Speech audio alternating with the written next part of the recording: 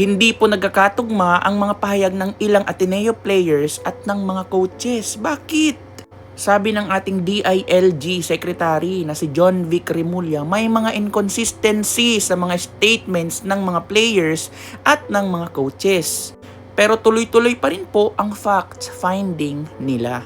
Hindi pa kami tapos, wala pa kaming maibibigay na comment hanggang matapos lahat ng ito.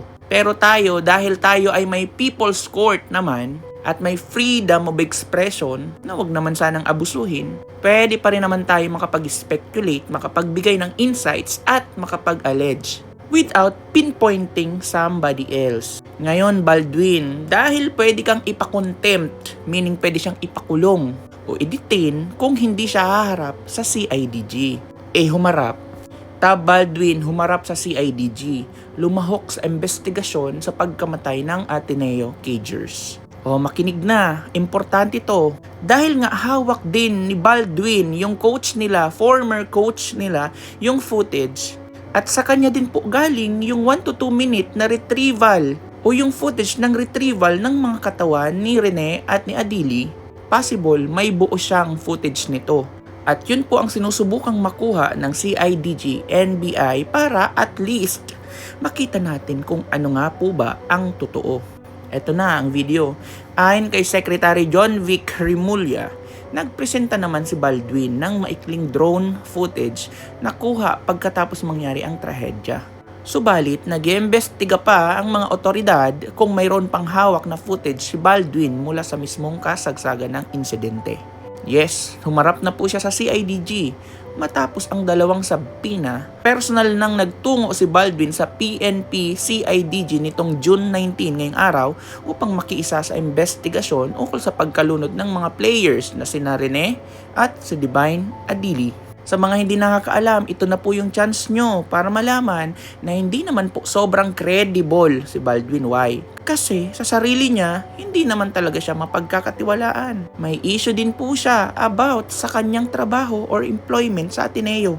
Ultimo, ang kanyang asawa ay nag-warn na sa Ateneo na hindi ligtas ang mga bata na nasa paligid niya. Moreover, wala pong permit yung buong team building at yung buong team building activities. Kaya I'm not so sure if magsasabi ito ng totoo.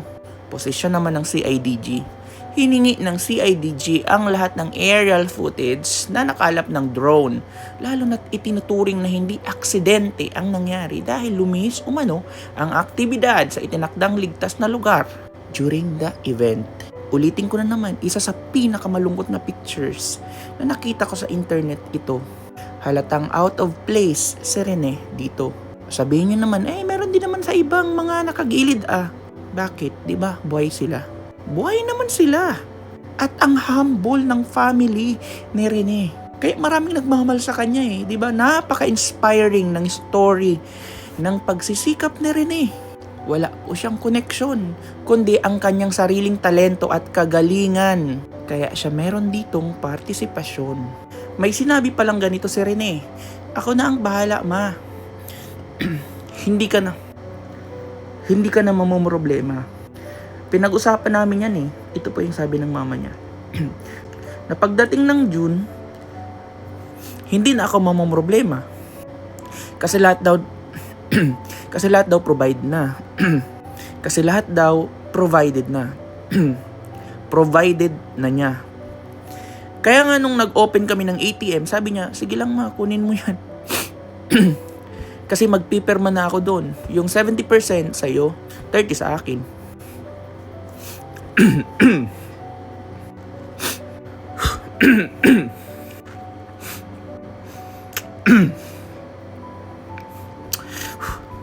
Binili ko po itong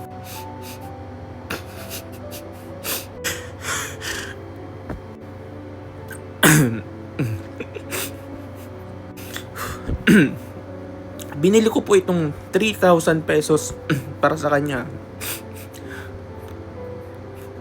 Parang pag naglaro, binili ko hindi ko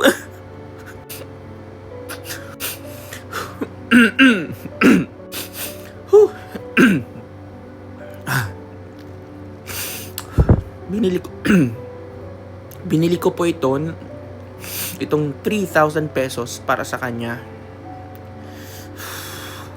Para pag maglaro at mag-training siya, may mga gamit siya. Ginamit niya din ito ng 3 taon or 3 taon. Ito yung pinakamahal na sapatos na nabili ko. Inutang pa. Marami pa akong masakit na salita na natanggap sa inutangan ko nito. Bakit emotional yung mga tao dito? Kasi hindi naman siya basta-bastang pinili lang ng Ateneo eh.